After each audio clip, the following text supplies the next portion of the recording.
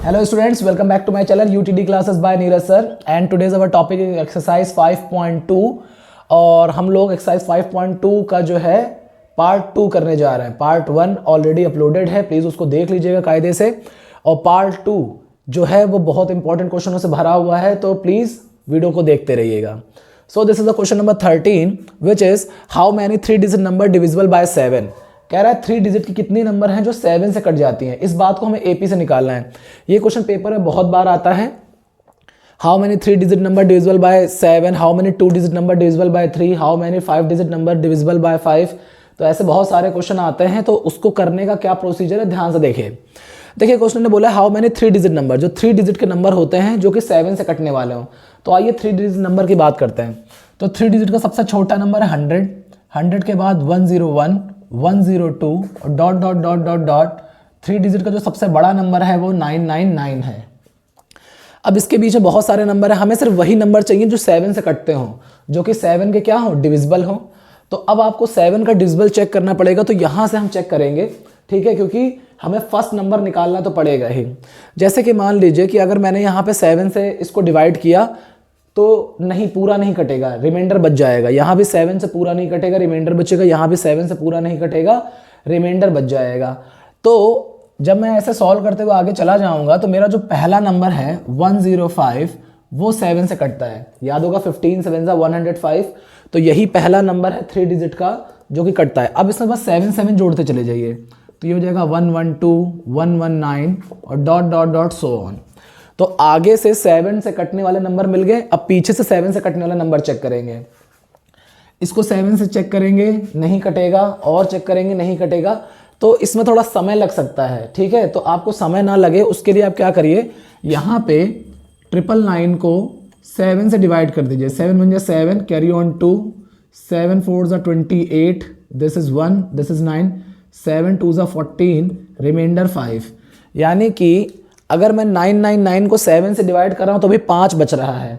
यानी कि 998 को करूँगा तो 4 बचेगा, 997 को करूँगा तो 3 रिमाइंडर बचेगा, 996 को करूँगा तो 2 बचेगा, 995 को करूँगा तो 1 बचेगा, 994 को करूँगा तो कुछ नहीं बचेगा। यानी कि 994 एक ऐसा नंबर है जो कि सबसे पहले पीछे से कटेगा, 994। तो हमें ये सीरीज़ मिल गई जो कि 7 से डिविजिबल है। अब इसी को सॉल्व करेंगे। यहाँ फर्स्ट लेटर ए की वैल्यू है 105, जो डी है क्योंकि 7 7 का गैप लिया था तो डी भी 7 हो जाएगा। लास्ट टर्म है 994। अब देखिए ये जो एल होता है, मैंने आपको प्रीवियस वीडियोस में एल का फॉर्मूला बता रखा है। फॉर्मूला ए एन का ही होता है, लेकिन एल से ही स्टार्ट करते हैं। ये जो एल होता है जनरली सिर्फ एन निकालने के लिए काम में आता है। जैसे सबसे पहले हम क्या करेंगे, L is equals to A plus N minus 1 into D. देखिए इस पूरी सीरीज में ए की वैल्यू पता है, डी की वैल्यू पता है, एल की वैल्यू पता है, एन नहीं पता है। एन क्या चीज़ है, एन ये है कि इस पूरी सीरीज में कितने नंबर है जो 7 से कटते हैं, तो नंबर ऑफ टर्म एन निकालना है। तो निकालिए। एल की वैल्यू रखिए 994, ए की वैल्यू है 105 प्लस एन माइनस 1, डी की वैल्यू कितनी है 7। दिस इज 994, 105 इस तरफ आएगा तो माइनस हो जाएगा, यहाँ बचेगा एन माइनस 1 इंटू में क्या है 7। इसमें से माइनस कर दीजिए इसको, तो ये जाएगा 14 में से 5 जाएगा, बचेगा कितना 9, और यहाँ आपके पास बचेगा 8, और यहाँ पे आपका 9 का 9 ही रहेगा, ठीक है, सॉरी 8।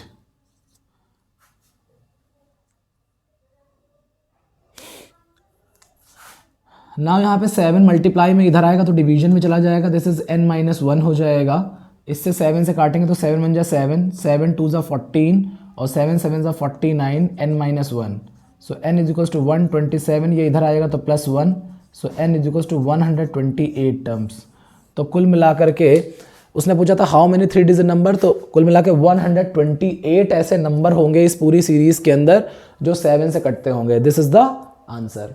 तो this is the question number 14 which is how many multiples of 4 lie between 10 and 250। कह रहा है कि कितने 4 के कितने मल्टीपल्स हैं जो कि 10 से लेकर के 250 के बीच में मिलेंगे आपको। 4 के मल्टीपल्स का मतलब होता है 4 का टेबल है एक तरीके से, 4 8 16 12, इस तरह से 4 के मल्टीपल्स लेने हैं। तो देखिए 10 के जस्ट बाद जो 4 का मल्टीपल है वो होता है 12। अब 12 के बाद 4 4 ऐड करते चले जाइए तो ये मल्टीपल बनते हुए चले जाएंगे। यहाँ लास्ट नंबर है 250। 254 का मल्टीपल है, आप डिवाइड करके चेक कर सकते हैं, नहीं आएगा। तो इससे जस्ट पहले जब आओगे तो 248 ये 4 से कट जाएगा। तो ये आपकी सीरीज बन गई। फिर से सेम प्रोसीजर है, n फाइंड आउट करना है, l दे रखा है आपको। तो a की वैल्यू कितनी है 12, d की वैल्यू है 4, l की वैल्यू है 248। सो क्योंकि l is equals to a plus n minus 1 into D, put the values, this is 248, a equals to 12 plus n minus 1 and d की वैल्यू कितनी है आपके पास 4। दिस इज 248, ये यहाँ आएगा तो 12 हो जाएगा। This is n minus 1 into में 4, इससे इसको माइनस करेंगे 236 आ जाएगा। 4 मल्टीप्लाई में इधर आएगा तो डिवीजन में चला जाएगा। 4 से इसको कैंसिल करेंगे तो 4 5 20, 4 9 36, n माइनस 1, n इस तरफ 1 इस तरफ आ जाएगा, तो ये हो जाएगा टोटल 60। सो कुल मिलाकर के 10 से लेकर 250 के बीच में अगर मैं 4 के मल्टीपल्स निकालूंगा तो पूरे 60 निकलेंगे। आइए नेक्स्ट क्वेश्चन देखते हैं। This is question number 15 and it is a very important question. On which value of n the both series have nth term is equal. कह रहा है कि n का वह कौन सा नंबर है जिसमें ये दोनों सीरीज जो हैं आपस में इक्वल टर्म देंगी। यानी कि इस सीरीज का nth टर्म निकालेंगे, इस सीरीज का nth टर्म निकालेंगे और दोनों nth टर्म आपस में क्या है इक्वल है। तो बताइए वो nth टर्म क्या होगा। तो आइए ध्यान से देखते हैं। यहाँ पे a की वैल्यू कितनी है 63, d की वैल्यू क्या होगी 65 माइनस 63, दिस इज ओनली 2, और nth टर्म मालूम नहीं है तो nth टर्म को मालूम नहीं है तो n रहने देंगे। यहाँ पे a की वैल्यू कितनी है 3, d की वैल्यू है 10 माइनस 3 इज इक्वल्स टू 7, और यहाँ भी nth टर्म पता नहीं है।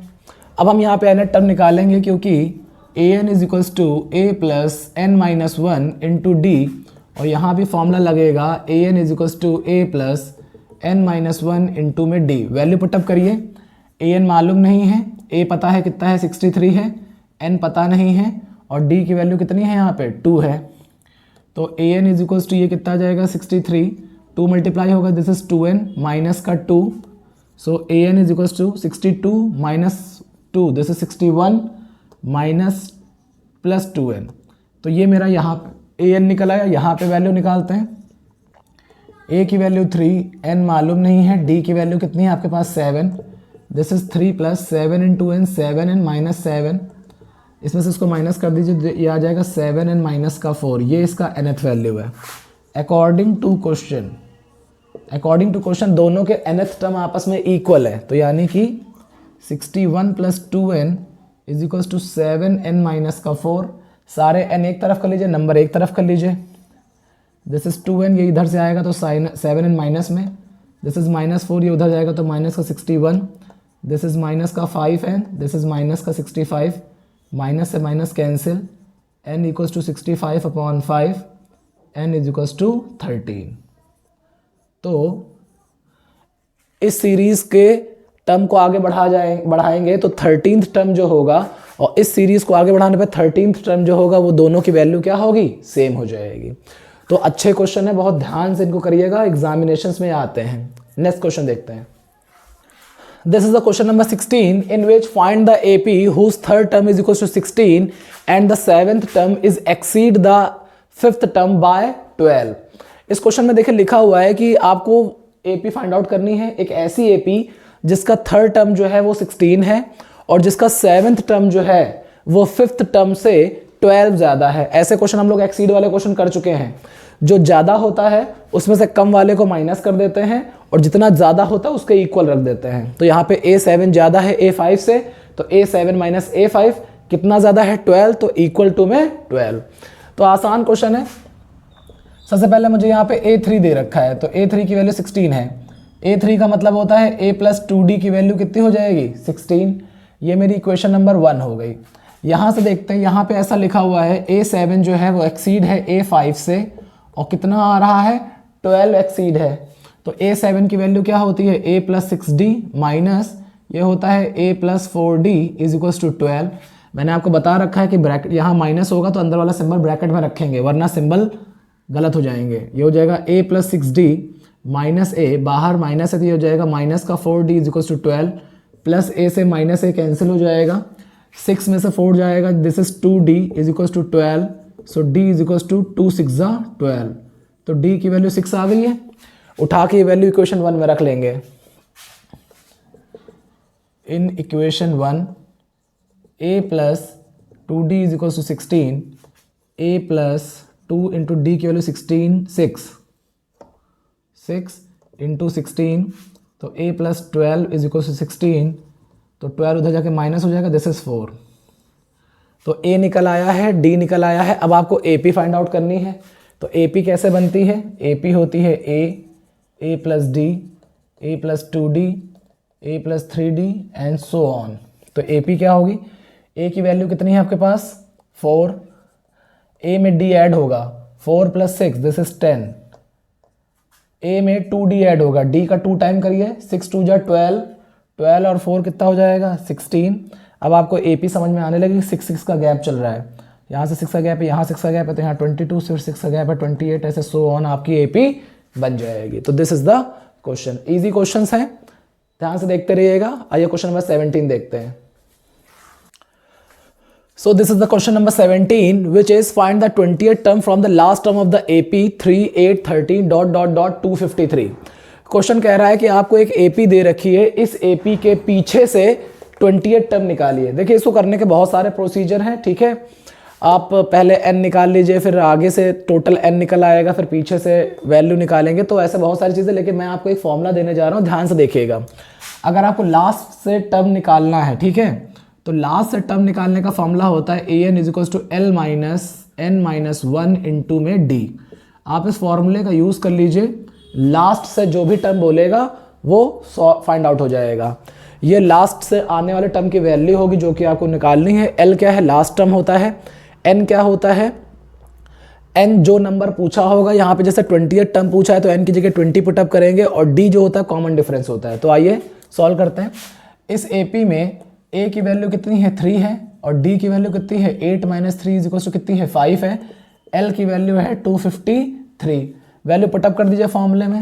वैल्यू पुटअप करेंगे तो an फाइंड आउट करना है। l की वैल्यू कितनी है? l is equal to 253 minus n 20 minus 1, d की वैल्यू कितनी निकाली है हमने? अभी 5 निकाली है। तो this is 253 minus 20 minus 1, this is 19 into में 5, 19 5 ज़ा 95, माइनस कर दीजिए इसको और आपका आंसर आ जाएगा। 13 में से 5 जाएगा आपके पास, तो ये आपके पास बचेगा 8, यहाँ बचेगा 4, 14 में से यह जाएगा 5, दिस इज 158। यानी कि लास्ट से जो 20th टर्म होगा उसकी वैल्यू होगी 158। That's it. ओके, आइए नेक्स्ट क्वेश्चन देखते हैं, लेकिन क्वेश्चन इंपॉर्टेंट है। This is the question number 18। The sum of 4th term and the 8th term of the AP is 24, and the 6th term and the 10th term sum is equals to 44. Find the AP। इस question में मुझसे बोल रहा है कि एक AP के 4th term और 8th टर्म का टोटल जो है वो 24 है, और 6th टर्म और 10th टर्म का जो टोटल है 44 है। हमें ऐसे कंडीशंस के बाद ये AP फाइंड आउट करनी है। तो इजी क्वेश्चन है, बस ध्यान से देखिए। आपको पता है कि A4 प्लस A8 की वैल्यू 28 है। वैल्यू पुटअप करिए। A4 को हम लिखते हैं A प्लस 3D, A8 को लिखते हैं A plus 7D, this is 24, A plus A this is 2A, 7 plus 3 this equals to 10D is equals to 24। ये पूरी इक्वेशन 2 से डिविजिबल है, तो आप डिवाइड कर दिए 2 से डिवाइड करने के बाद ये आएगा A plus 5D is equals to 12, equation number 1। यहाँ पे देखते हैं A6 की वैल्यू क्या है? A plus 5D। A10 की वैल्यू क्या है? A plus 9D is equals to 44, A plus A this is 2A, 9 plus 5 this equals to 14D is equals to 44। The whole equation is divisible by 2 again, this is A plus 7D is equals to 22, this is the equation number 2। दो equation मिल जाने के बाद इन्हें solve करना हमें बहुत अच्छे से आता है, क्योंकि चैप्टर नंबर 3 में सीख रखा है हम लोगों ने। Now A plus 5D is equals to 12 and A plus 7D is equals to 22। जो दो नंबर आपस में इक्वल होते हैं उन्हीं को कैंसिल करना होता है, लेकिन इसका सिंबल प्लस है, इसका सिंबल प्लस है, तो ये दो कैंसिल तो नहीं होंगे। तो इन्हें कैंसिल करने के लिए क्या करते हैं? नीचे वाले टर्म्स को अपोजिट कर देते हैं। तो ये प्लस होता है तो माइनस कर देंगे, ये प्लस होता है तो माइनस कर देंगे, तो ये प्लस होता है तो ये माइनस कर देंगे। आप याद रखिएगा, कैंसिल करने के लिए नीचे के सभी टर्मों के सिंबल चेंज होते हैं। जो सिंबल मैंने गोले में कर दिए हैं वो सिंबल हमारे लिए यूजलेस हो गए। अब जो सिंबल नीचे लगा है वही वर्किंग में आएगा। तो देखिए प्लस ए में से माइनस ए कैंसिल हो जाएगा, 7d में से 5d जाएगा तो 2d बचेगा। सिंबल किसका बड़े का बड़ा कौन है माइनस। 22 में से 12 जाएगा बचेगा 10। सिंबल किसका बड़े का बड़ा कौन है माइनस।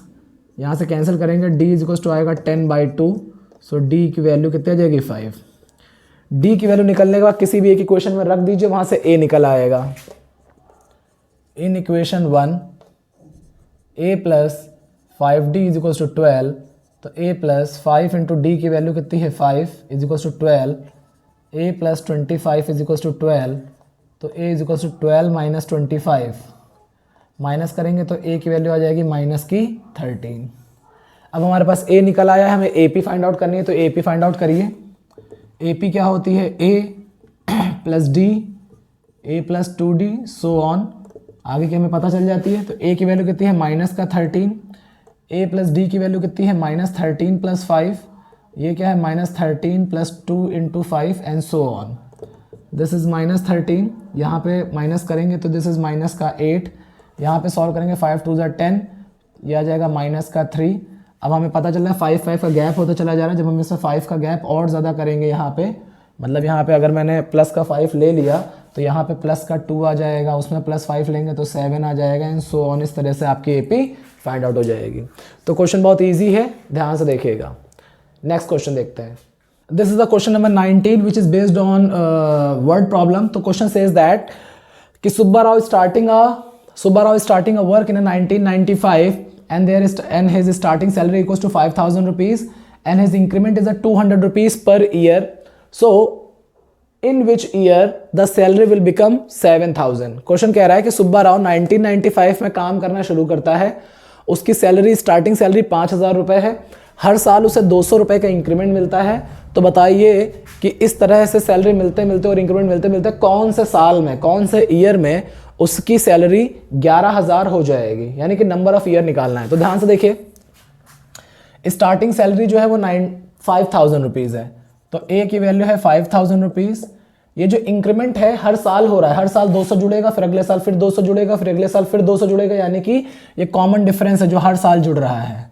तो डी आपके पास आ गई। ये जो फाइनल इनकम है ये उसका AN की वैल्यू है। AN मतलब है कि इतने समय तक करने के बाद जो सैलरी हो जाएगी वो 7,000 हो जाएगी, ये AN की वैल्यू है। बस मुझे N फाइंड आउट करना है कि कितने समय बाद N उसकी सैलरी हो जाएगी। तो आसान क्वेश्चन है, आपको पता है AN is equal to A plus N minus 1 into D. AN की वैल्यू कितनी है 7,000 रुपीज़, A की वैल्यू कितनी है 5,000 रुपीज़, प्लस N मालूम नहीं है, D की वैल्यू कितनी है 200 रुपीज़। इसको इधर लेके आएंगे, 7,000 में से माइनस करेंगे तो ये सिर्फ 2,000 रुपीज़ बचेगा। यहाँ N माइनस 1 है, 200 मल्टीप्लाई में है, इधर आएगा तो डिवीजन में चला जाएगा। सो N माइनस 1, इससे इसको कैंसिल करेंगे तो यहाँ 10 बचेगा और माइनस 1 इस तरफ आएगा तो प्लस 1 हो जाएगा। तो N is equals to 11 year. तो 1995 से 11 साल के बाद उसकी सैलरी 7,000 रुपीज़ हो जाएगी।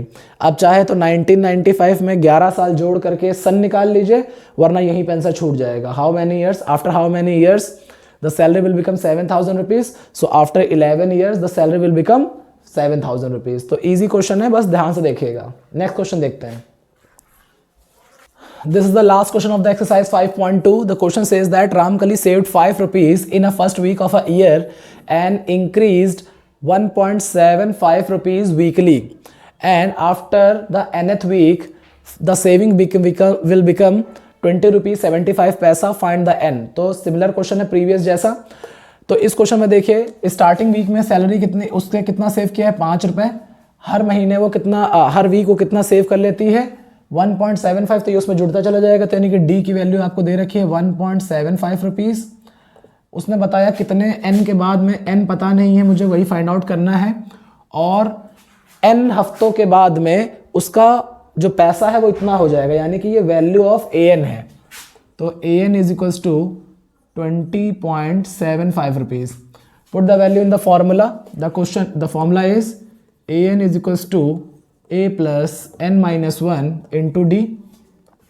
Put the value. This is 20.75. A की वैल्यू कितनी है 5, n मालूम नहीं है और d की वैल्यू कितनी है 1.75।